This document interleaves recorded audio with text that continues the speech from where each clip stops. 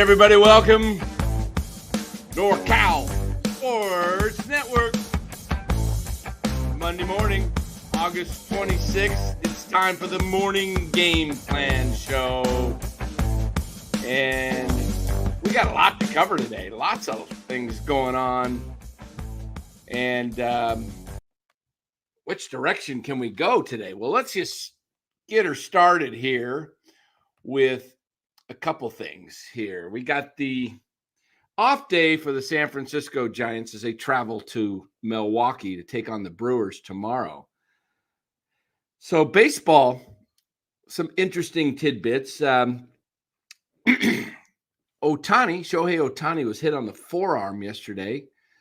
X-rays proved negative, thankfully, and he will be back in the lineup most likely tomorrow. Dodgers have an off day. But the news of the day is happening in Boston, where Danny Jansen, who was with the Toronto Blue Jays, but is now with the Boston Red Sox. As you see up here on the screen here, that Danny Jansen will make history today, very shortly, as that game gets started in, let me see, I think that game may be getting underway here. The first game, let me pull that up. It starts at 2:05 Eastern. So right when about the time, a little after we get off this show, catcher Danny Jansen will make history today at Fenway Park. He's currently a member of the Red Sox, will become the first player ever to play for both teams in the same game. So you're going to want to clip that box score, and you're going to see the box score because the game was suspended in the second inning. It's in the bottom of the second inning. Danny Jansen was playing for the Toronto Blue Jays and then later was traded to the Red Sox. So he made an appearance in this game already with the Blue Jays. And he is going to be batting seventh for the Red Sox in catching. I love what Alex Cora, the manager of the Red Sox, says. Yeah, he's catching. Let's make history. Monday's game is the resumption of the June 26 game suspended due to rain in the top of the second inning. Jansen started the game behind the plate for the Blue Jays, his longtime team. He was traded to the Red Sox at the deadline and replaced Reese McGuire on the team's roster. McGuire started the June 26th game behind the plate for the Red Sox. So both rosters have changed since the 26th game. Obviously, and both teams will have to replace every player in the original lineup who's no longer with the team. The Red Sox have to substitute a new catcher in for McGuire, paving the way for Jansen to step into the lineup and play for both Boston and Toronto in the same game. So, yes, suspended games aren't uncommon. There are a handful every season, and oftentimes players in the original lineups have to be replaced for whatever reason, trade, injury, etc. Never before have things aligned in such a way that one player could play for both teams in the same game, though. At least not until Jansen with this game. So I think that's pretty cool. And, that'll be fun to look at the box score. And I can't remember if Jansen, let me take a look and see.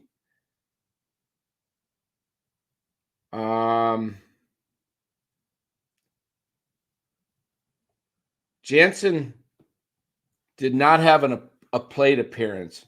What would have been even cooler is if he had a plate appearance in that game and homered.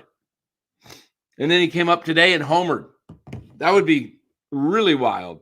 But, history in the making. Always the game of baseball. Amazing. Always something new happening.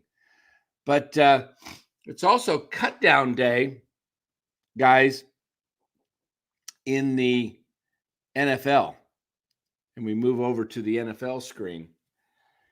Tomorrow, 1 o'clock, every team has to get down. 1 o'clock Pacific, I believe. Every team has to be down to the 53-man roster. 49ers have a lot of decisions to make and still have Brandon Ayuk and Trent Williams to holdouts, hold-ins, whatever the heck you want to call them. They're still dealing with that. So that's going to take some figuring out because the Niners have a loaded roster. I mean, they've got probably their weakest spots are along the offense and defensive lines as far as depth goes. I mean, the starters are fine, but the depth is a situation. But the linebacking crew, how many linebackers, who's going to make it? Is Tatum Bethune, the 7th round pick, going to make the club? What are they going to do at defensive back? Tight ends, they've got 4 or 5 tight ends. Who's going to be the 3 or 4 they carry on the roster? We know Kittle's one, but who's the backups? They've got Braden Willis. They've got Cam Latu. They've got Logan Thomas back in the mix. They've got Mason Pline. They have, there was another guy I'm missing. Who was it? The guy that's likely to make the team. I'm drawing a blank. I was just reading on it. Anyway, Eric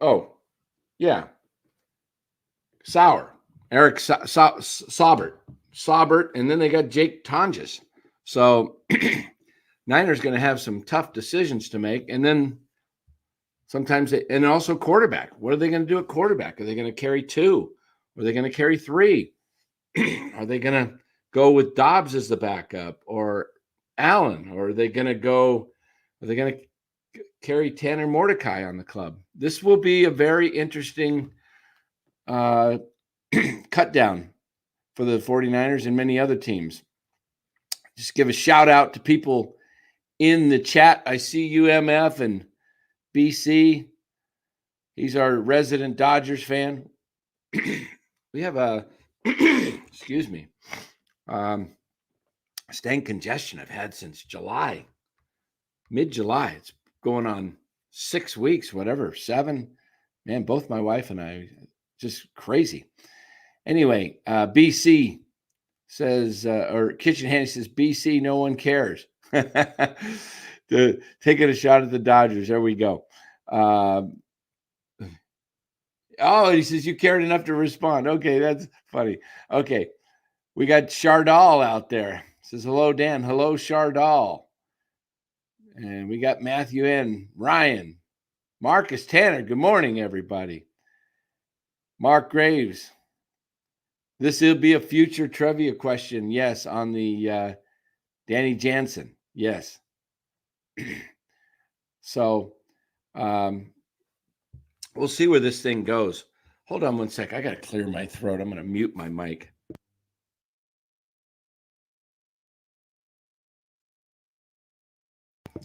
Dang. This stuff is comes and goes. Keep taking all kinds of supplements, natural supplements, and trying to get rid of this crud. Anyway, what else is new or news out there? Talked a little Niners. Talked a little Giants with not much going on. Giants, if I touched a little bit on the Giants situation, it would be that this is a bombshell. This team has to make moves. They cannot bring Farhan back in 2025. I don't know if the fan base is so,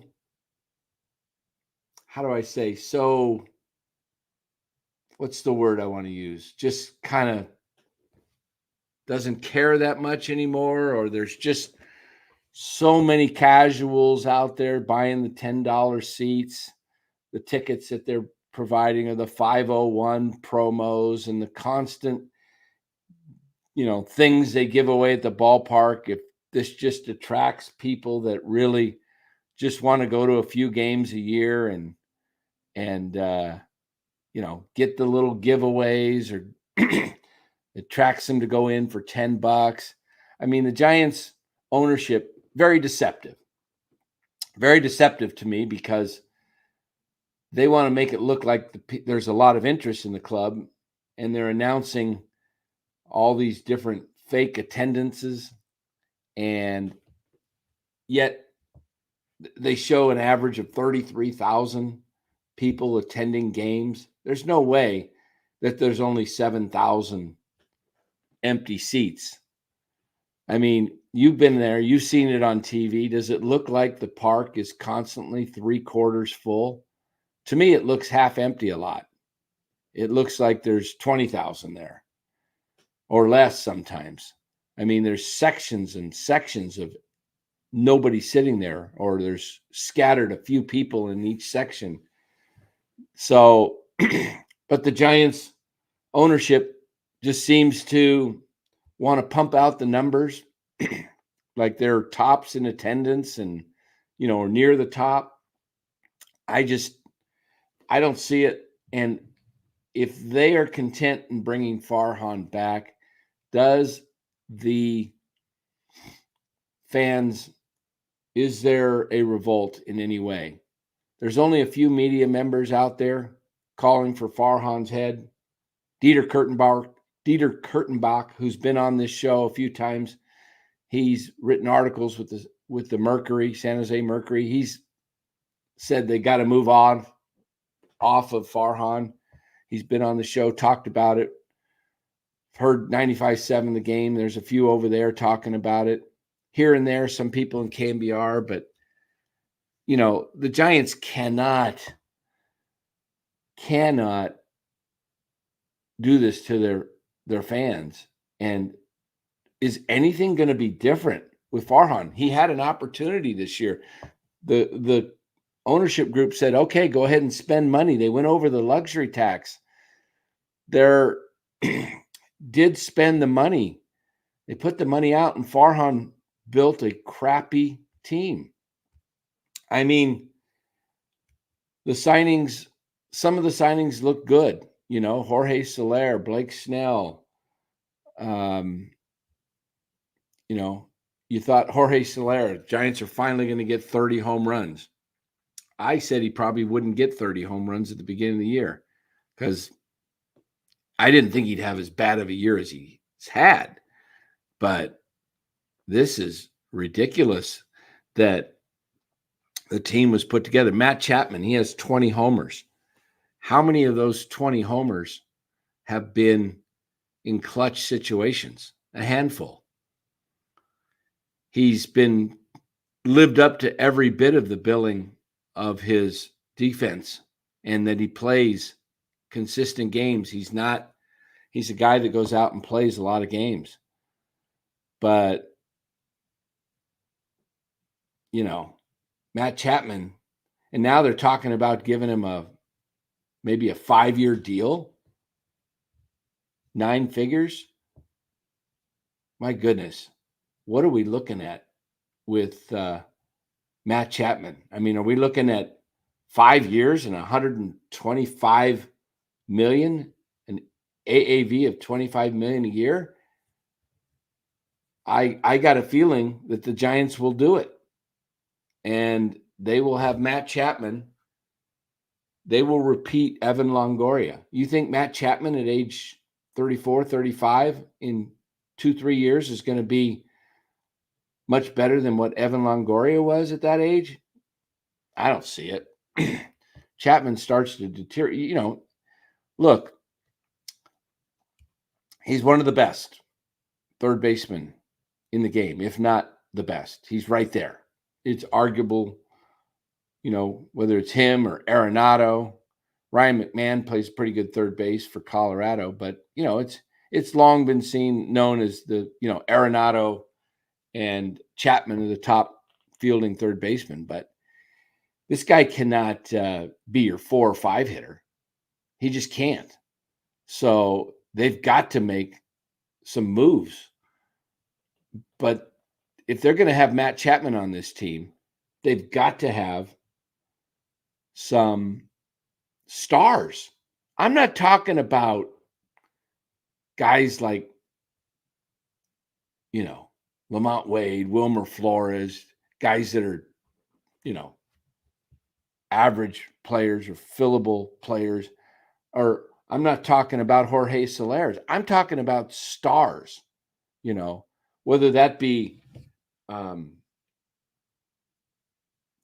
Guerrero or, you know what? Let me pull this up. I'm going to pull up the top guys in the game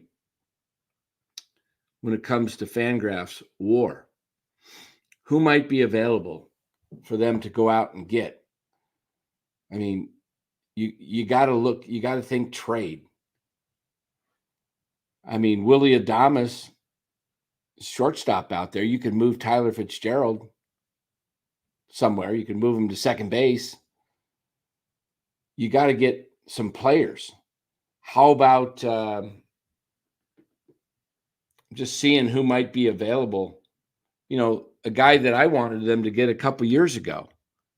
If you guys listened to NorCal Sports last year, I was talking about Ketel Marte of the Diamondbacks. That kid can play.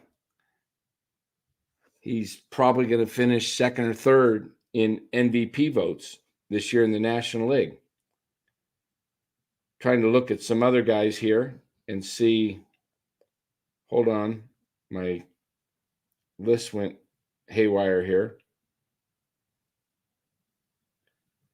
Okay. Do you guys know that Tyler Fitzgerald right now has a WAR of 3.2 with Fangraphs? That's pretty darn good for a rookie. Just looking at, maybe you guys got some people in the chat who might be guys to get, but they need some corner guys, some guys with power. Bub Rad says, would the Yankees be complaining if Chapman was on their team? Would the Dodgers be complaining about it? No, because they have bats. Giants don't have bats. Exactly, Bub. That's my point. You nailed it. That is the point. Yes, Ryan, he's on the WAR list. He's like, Matt Chapman is actually,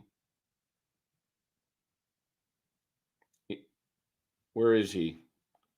He's 19th with a 4.0 WAR with Fangraphs. You can look at Baseball Reference too. They have a different WAR. Their WARs are a little higher. They factor in different things. Marcus Tanner, Chapman is an 8 or 9 hitter. Yeah, I think he should be in the 7th or 8th hole, right in there. That's where I would stick Matt Chapman. But the Giants have to bat him 4th or 5th because 3rd, 4th, or 5th because he's been their star. Imagine, guys, if Elliot Ramos was not discovered this year. And who can we blame for that? Farhan had zero interest in Elliot Ramos being on this club this year. He was going with Austin Slater and Mike Yastrzemski over Elliot Ramos, a 24-year-old kid who has all 5 tools plus. He's plus. He's got plus power. He's got a plus arm, speed. He can hit. He can field. I mean, maybe fielding he's not the greatest, but he's above average. He's not the greatest outfielder, but he's shown if he's able to make some pretty good plays. Probably just not put him in center field, but right field or left field, one of the corners. The whole thing with Chapman is you've got to choose a direction. I like what Nick says. He says, I'd love Chapman around for a rebuild. Yeah, if you're going to go for a full rebuild, you need one veteran to help the younger guys. And Chapman will be fine. But the Giants have tried to thread the needle with these average players, and they don't play the young guys. Either go full rebuild or go all out. I have said this 100 times. Pick a lane. Pick a lane. Either rebuild or go for it. Spend $300 million and go for it. Like the Dodgers, like the Yankees. Spend the money. Stop trying to thread this little pocket with average players that you fill your roster up with. You've got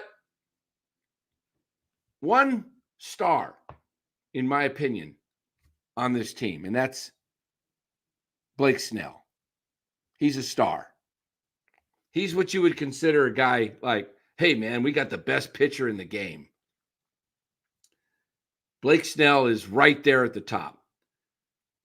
He's what you would consider a bona fide superstar, okay? Logan Webb would be second. He's an all-star, okay? But who's next? Elliot Ramos looks like he could be a perennial all-star. We need to see, though, right? We need to see him come back and do it next year. But I believe in Ramos. Ramos is a solid player, but he's not a superstar. He's just not. He has potential to get there.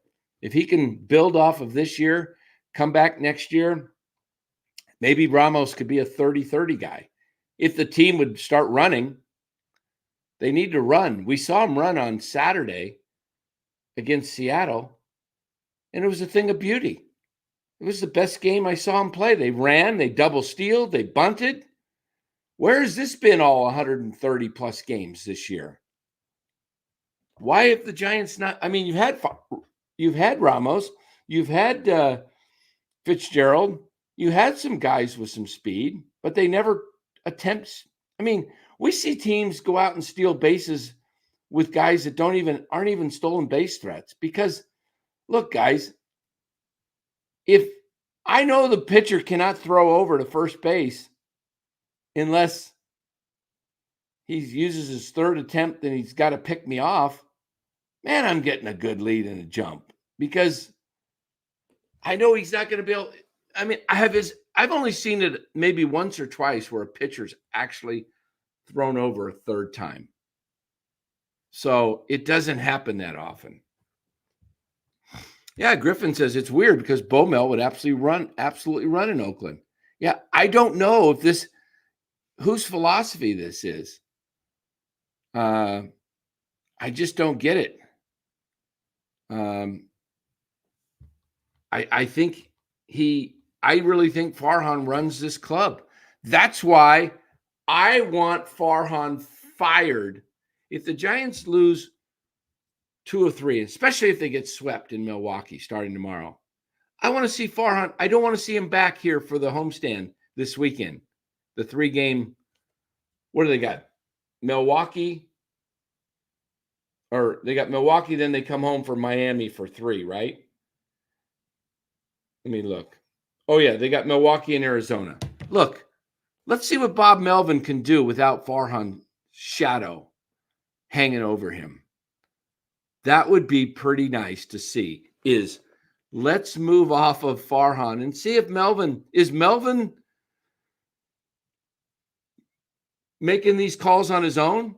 Because if he is, then, he's not the long-term answer as the manager either, because the way this team plays it's like on the back of their heels. They're constant. This is so conservative of a team. Look, you don't hit with runners in scoring position. You got to make things happen.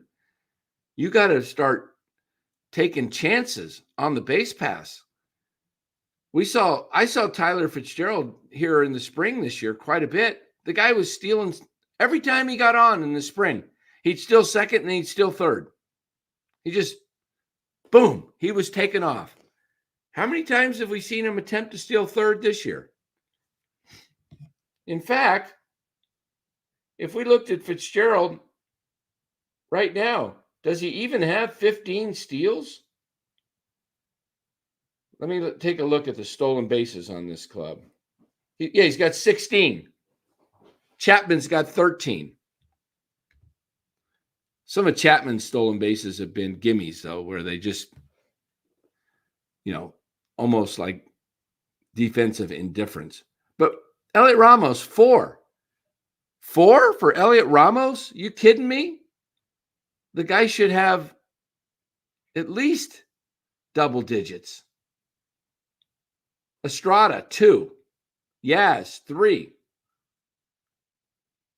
I mean, look at this club. 16, 13. Then Ramos, 4. Bailey has 3. Yaz, 3. Estrada, 2. Jung-Hoo Lee, 2. He was not a big base stealing threat. Slater, when he was with the club, 2. Wisely, 2. Ahmed got 1. Trenton Brooks, 1. Encarnacion, 1. McRae just got his first steal yesterday or Saturday, I guess. Guess it was Saturday on the back end of the double steal.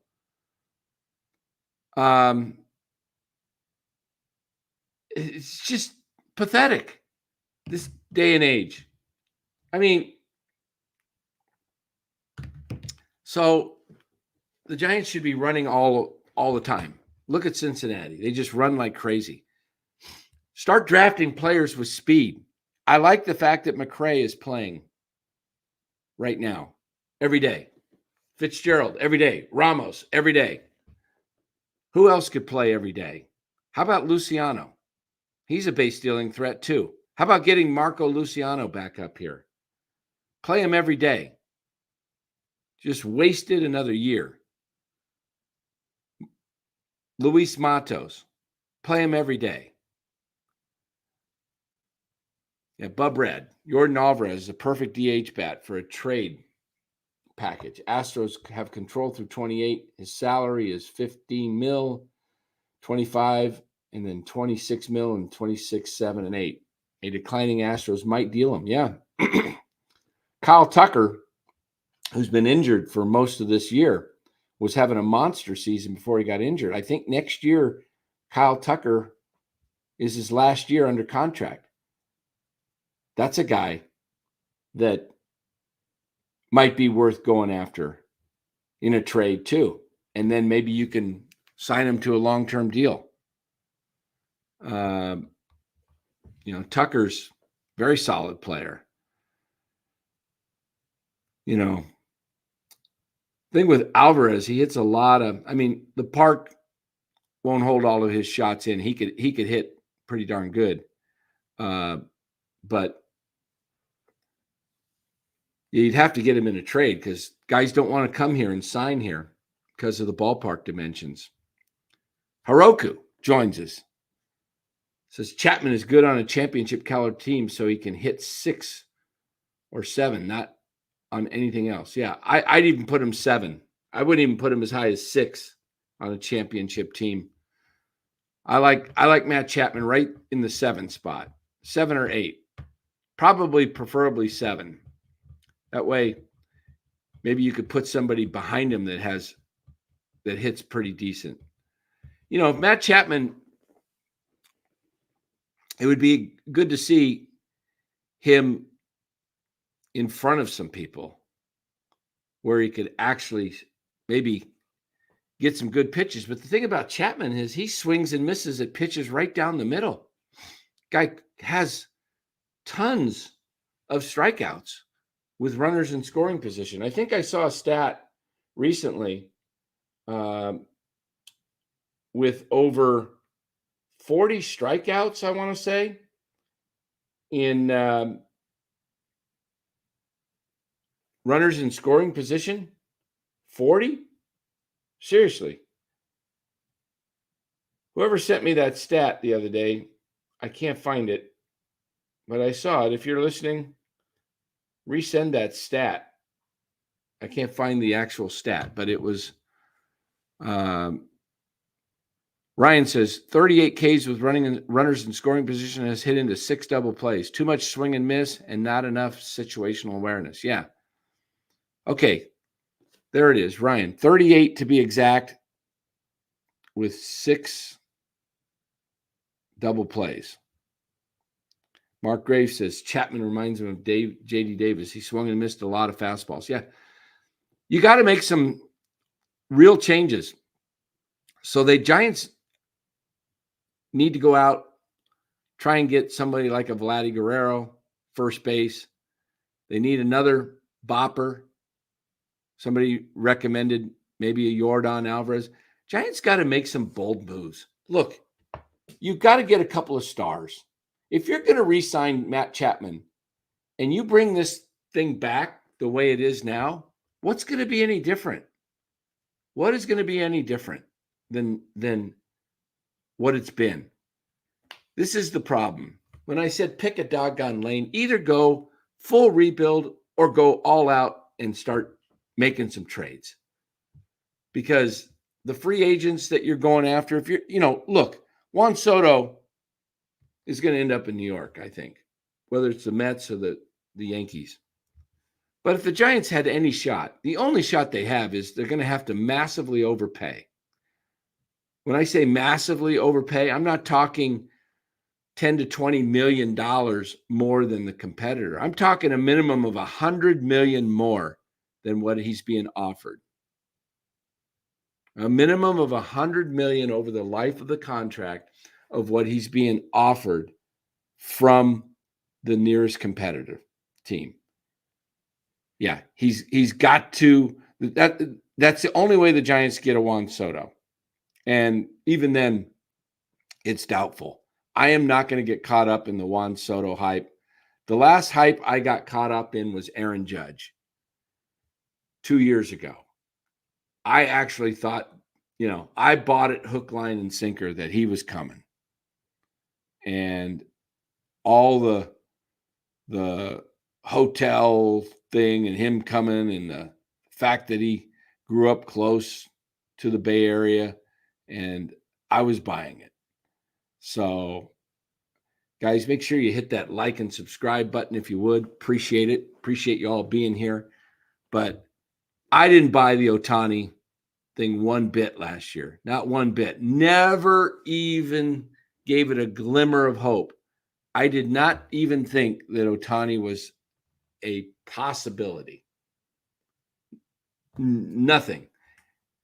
Yamamoto, I had this tiny little inkling. But when Ohtani took the contract with LA and didn't go to a New York team or Toronto or back to the Angels, we all thought it was going to be the Dodgers. We pretty much knew it. But when he went to the Dodgers and then he signed the contract he did, I go, oh, that's for Yamamoto. He took deferred contract so they can go out and sign Yamamoto. So,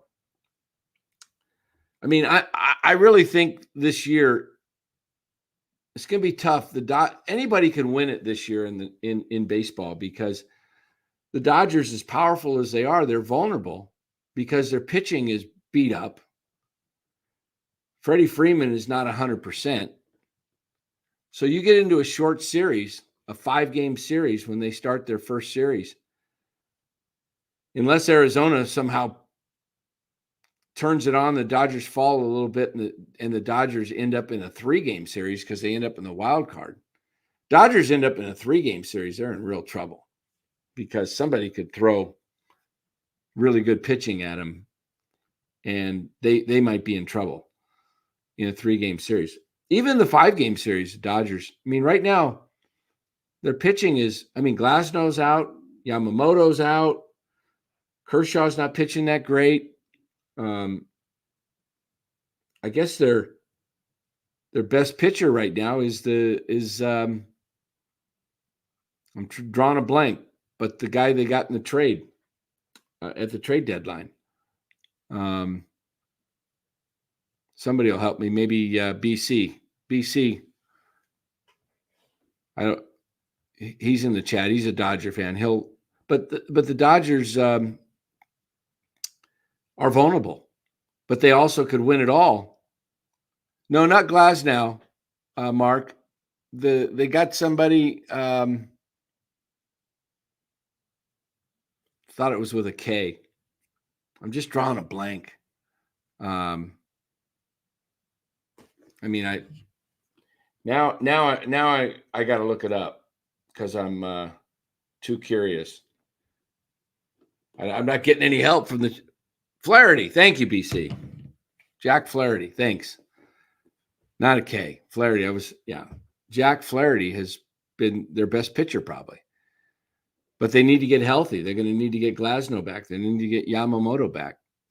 If they can get Yamamoto pitching like he was before and Glasnow and Flaherty, if they're all healthy and pitching up to their potential, I think it'll be tough to beat the Dodgers. I really do. I think it'll be tough to beat them in a series. And Freddie Freeman, though, needs to get healthy. He's playing with a fractured finger. So, but anybody could win it in the National League. I like the Padres' chances. Heck, Arizona's hitting the cover off the ball. They just need to shore up their pitching. Arizona is going to be tough. Phillies. I think it's one of those four teams that gets to the series. If I had to handicap it right now, even though I picked the Phillies, I think the Dodgers would be the favorite. Phillies would be second. Maybe I might even take San Diego second. That's a toss-up. And Arizona looks good. I think that any one of those four teams is going to represent the National League. American League, it could be the Yankees. It could be Baltimore. It could be Cleveland. And, you can never discount Houston, right? They seem to always figure a way to get there. Haven't they been to like 7 ALCSs in a row?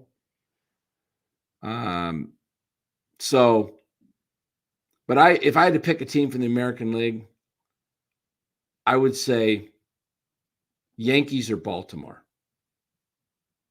And Cleveland, third. But it should be fun. It should be fun. We're just 5 weeks away from the playoffs. 5 weeks left. Giants have 30 games remaining. Spelled it out last night. They are 66-66. Atlanta is 70-60 on the season. Atlanta 70-60. So the Braves have a 6-game lead on the Giants in the loss column. Forget that they're 5 back, okay? Don't pay attention to the number 5. We look at the standings. It says Giants are 5 games behind the Atlanta Braves in the wild card. All right? Do not pay attention to that. I'll pull it up right here, guys, and show you what I'm talking about.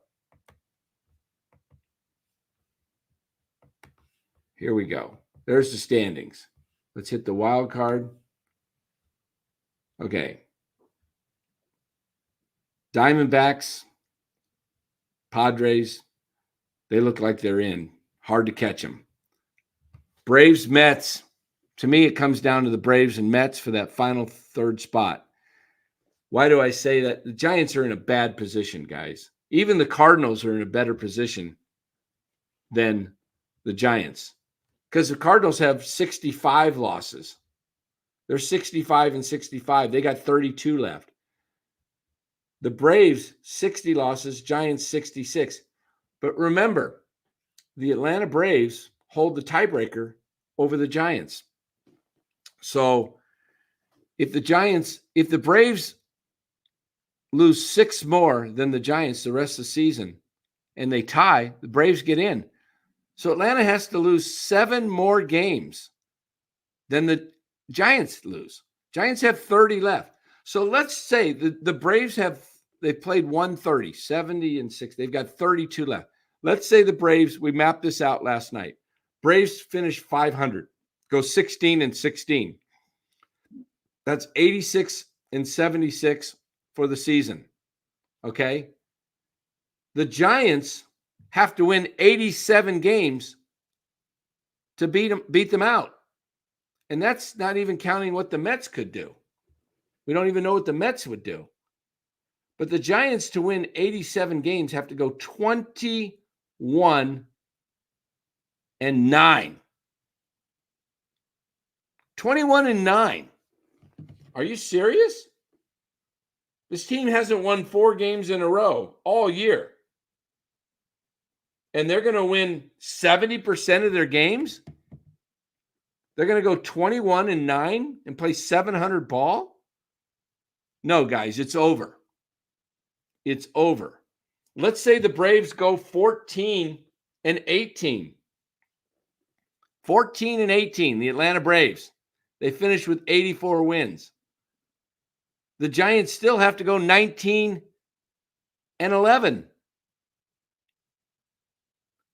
Giants, if they go 19-11, would win 85 games.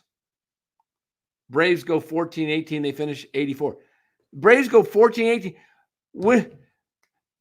19-11 for the Giants?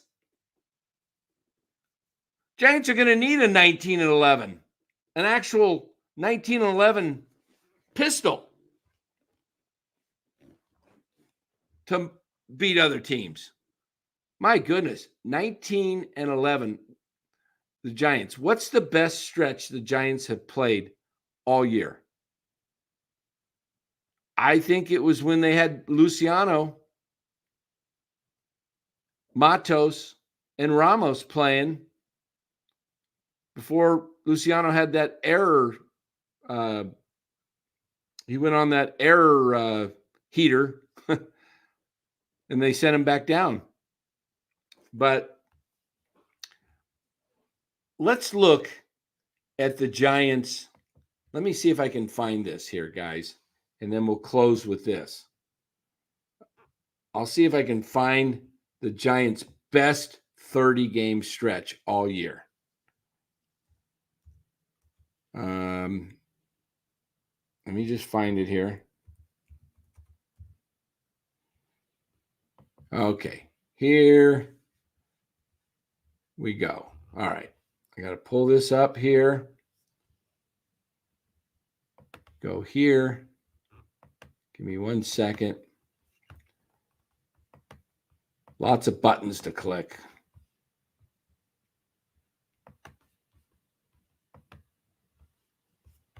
All right, here we go.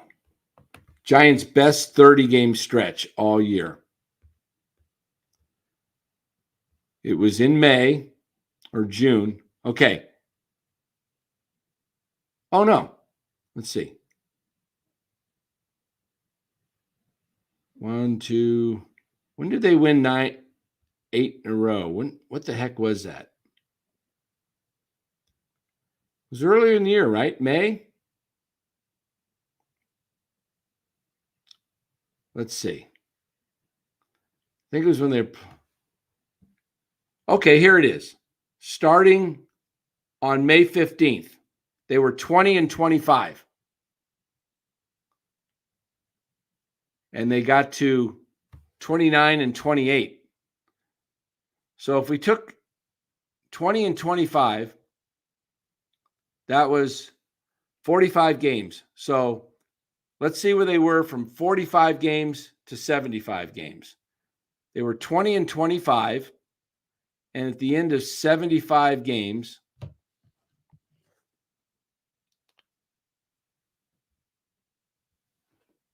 hold on here, 36-39. Where's their best? They have, I don't even think they have anything close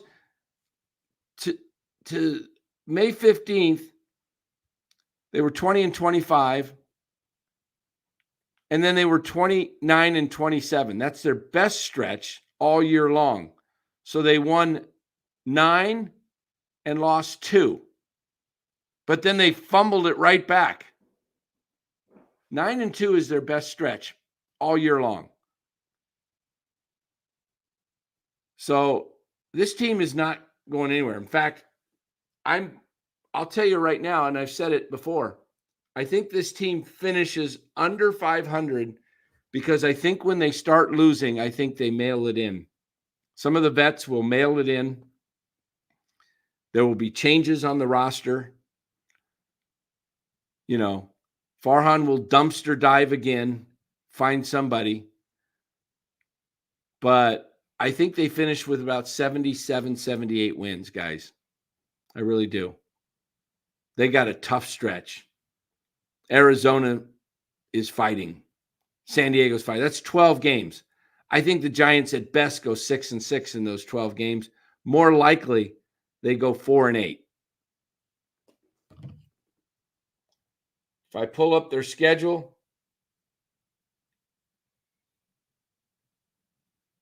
let me grab it.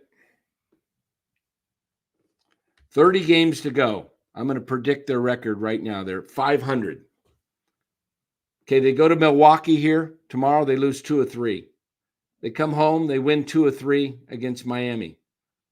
They play Arizona, 3 games at home.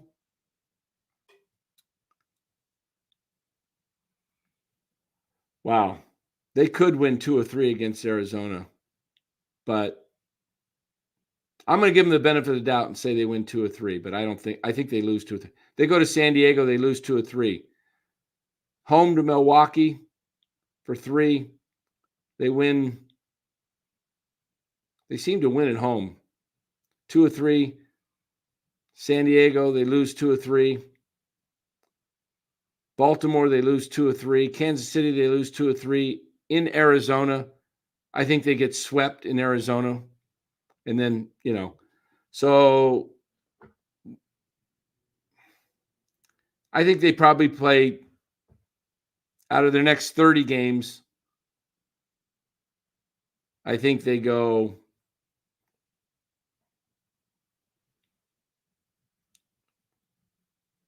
11 or 12 and 8, 12 and 18. How's that? 12 and 18 for their final 30. Finish 78 and 84. Guys, thank you for joining the show. Appreciate you all here in the chat. Make sure you hit sub if you haven't. Griffin says they will have 12 to play by the time they're eliminated. I had them getting eliminated in Kansas City on the 21st. That's 1, 2, 3, 4, 5, 6, 7. I think you might be close. You might be right. It may be in Baltimore where they get eliminated. But I think that last road trip is just playing it out, guys. They're done. So Mark Graves says 10 wins. Okay. I got them going 12 and 18, but it may be tough for them, especially if Ray's out. They may only win 10 games, guys. This is what they did last year. Their pitching is, and Bailey being out, it's going to be really tough. Going to be really tough.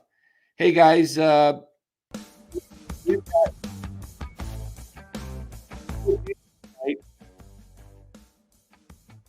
but we're working on things, so stay tuned.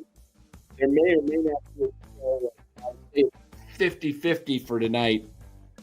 If there is a show,